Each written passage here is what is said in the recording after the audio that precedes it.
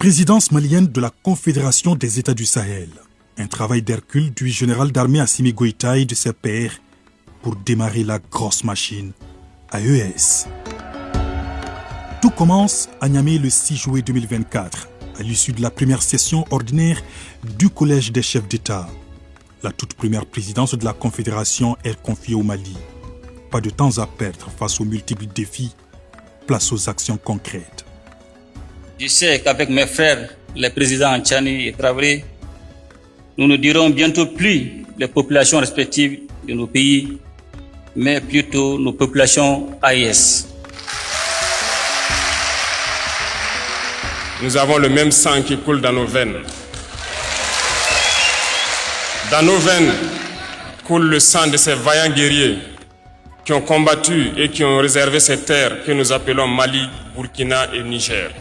Le sommet objet de notre retrouvaille aujourd'hui est l'aboutissement de notre farouche volonté commune de reconquête de notre souveraineté nationale et de réhabilitation de notre dignité légendaire.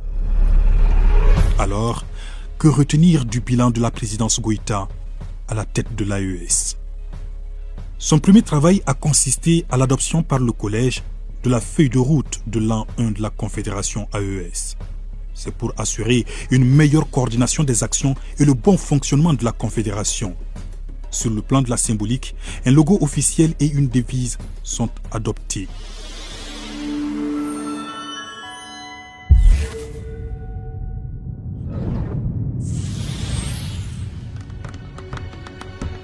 L'AES aura ensuite son drapeau, puis son hymne, Sahel Benkan.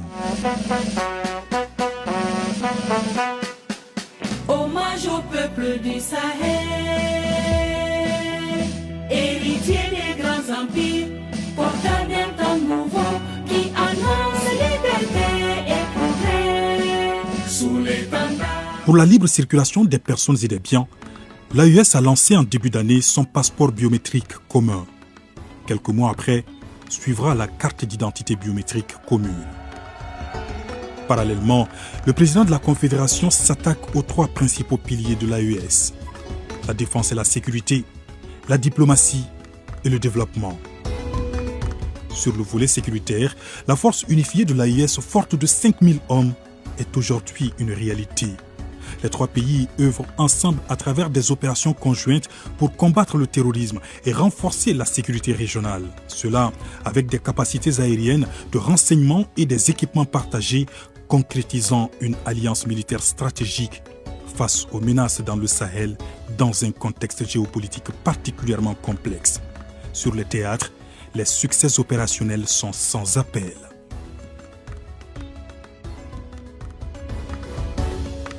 Il y a eu beaucoup d'opérations, notamment les opérations IRCO 1 et 2. Beaucoup de bases terroristes ont été détruites et les réseaux de poseurs de mines démantelés et beaucoup de chefs terroristes ont été envoyés au repos éternel. Ces actions ont contribué à diminuer l'influence des groupes armés terroristes dans la zone des trois frontières.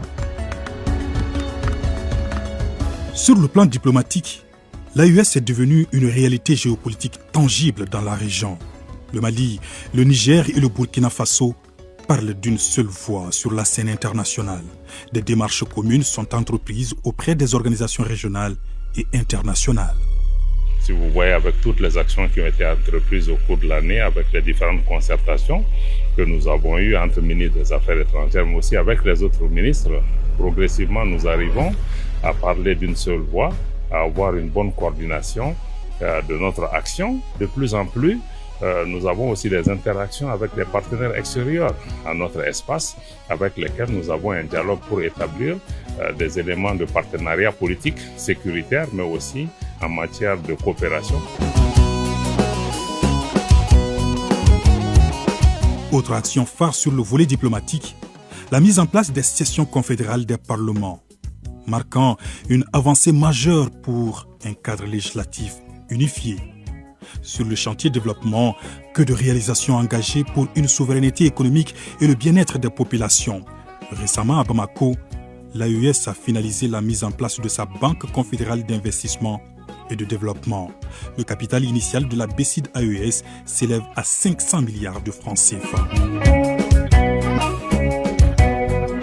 C'est un grand pas qui est franchi à partir de cette banque, qui va être le fer de lance, qui va permettre de financer tous les gros investissements structurants, permettre donc au secteur privé de nos 3 États d'avoir en tout cas le meilleur espace physique, en plus de l'amélioration du climat des affaires, pour développer les synergies, développer en tout cas les activités, pour que nous ayons des champions, nous ayons des multinationales qui pourront même exporter leur expérience au-delà de notre espace.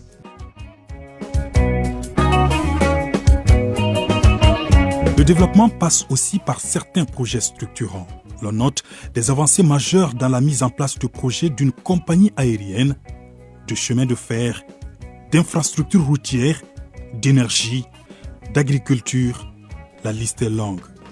L'autorité de développement intégré des États du Liptako-Gourma, ALG, est transformée en agence d'exécution des projets et programmes de l'AES. Déjà, un prélèvement confédéral est mis en place pour dégager les ressources internes visant à financer différents projets majeurs. Dans un contexte de guerre informationnelle et de cabale médiatique, l'AES décide de lancer son groupe de médias pour déconstruire les narratifs impérialistes et promouvoir la vision commune de la Confédération. Bientôt, la radio Dandé Liptako, la voix du Liptako, émettra depuis Ouagadougou.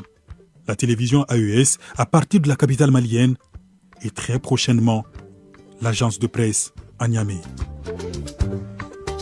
La dynamique AES sous la présidence malienne, que d'événements et d'activités menées ensemble dans les 3 pays, avec de fortes mobilisations autour de la culture, des sports et de la jeunesse, de l'entrepreneuriat, de la promotion de la femme, de la justice et des droits de l'homme, de l'éducation et de la santé.